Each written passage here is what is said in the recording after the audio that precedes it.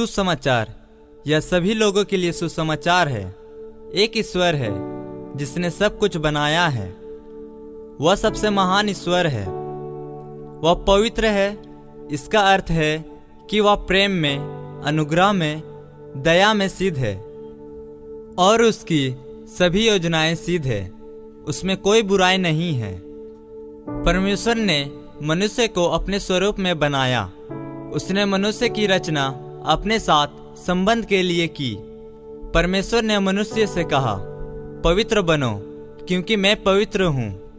परमेश्वर पवित्र है, लेकिन मनुष्य, हम पवित्र नहीं हैं। सारे मनुष्य पाप करते हैं और परमेश्वर की महिमा से रहित है। क्योंकि मनुष्य पापी है और परमेश्वर पवित्र है, उनके बीच कोई संबंध संभव नहीं है।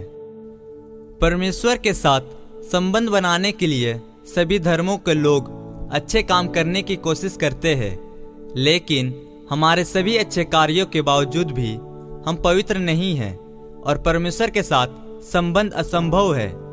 यह मनुष्य की सबसे बड़ी समस्या है। याद रखें, परमेश्वर प्रेम में परिपूर्ण है। क्योंकि वह हमसे प्यार करता है, वह नहीं चाहता कि हम उनसे अलग रहें। तो परमेश्वर स्वयं मनुष्य के रूप में पृथ्वी पर आए और वह यीशु बनकर आए। हम कैसे जानते हैं कि यीशु परमेश्वर थे? उसने ऐसे काम किया जो कोई व्यक्ति नहीं कर सकता था। उसने अंधों को देखने की सामर्थ्य दी। उसने बहरों को सुनने की सामर्थ्य दी। उसने लंगड़े को चलने की सामर्थ्य दी। यहाँ तक कि उसने मरे हुए लोगों को भी छुआ और उन्हें फिर से जिंदा कर दिया। तब यीशु ने कहा कि वह मार डाला जाएगा और फिर जीवित हो जाएगा। किसी ने उस पर विश्वास नहीं किया। यहाँ तक कि उनके अपने शिष्य ने भी उस पर विश्वास नहीं किया। मृत्यु मृत्यु है। मृत्यु से वापस जिंदा कौन होता है? कोई नहीं। परंतु जैसा उसने कहा वैसा ही हुआ। बड़े धार्मिक अगुओं ने यीशु को मार डाला और एक पत्थर की कब्र में डाल दिया। तीसरे दिन कुछ स्त्रियां उनके रीति के अनुसार तेल डालने कब्र पर आई, लेकिन कब्र खुली थी और यीशु अंदर नहीं था। उन्होंने सोचा कि किसी ने यीशु के शरीर को चुरा लिया है और वे तुरंत घर वापस आ गई। वापस जाते समय उन्होंने यीशु को देखा। वह जीवित था। महिलाओं को लगा कि यह भूत है, क्योंकि उन्होंने उसे 3 दिन पहले ही मरा हुआ देखा था। यीशु ने कहा, मुझे छू कर देखो, मैं मरा नहीं हूँ। मैं मरे हुओं में से जी उठा हूँ, जैसा मैंने कहा था कि होगा।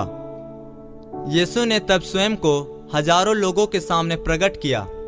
ये उनके पहले सच्चे चेले बने। उनकी मृत्यु सभी लोगों के लिए, सभी राष्ट्रों में, सभी समय के लिए एक बलिदान थी।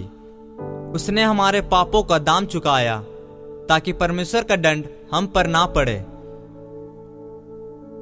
यीशु के बलिदान के द्वारा अब हम उस परमेश्वर के साथ जुड़ सकते हैं जिसने हमें बनाया है।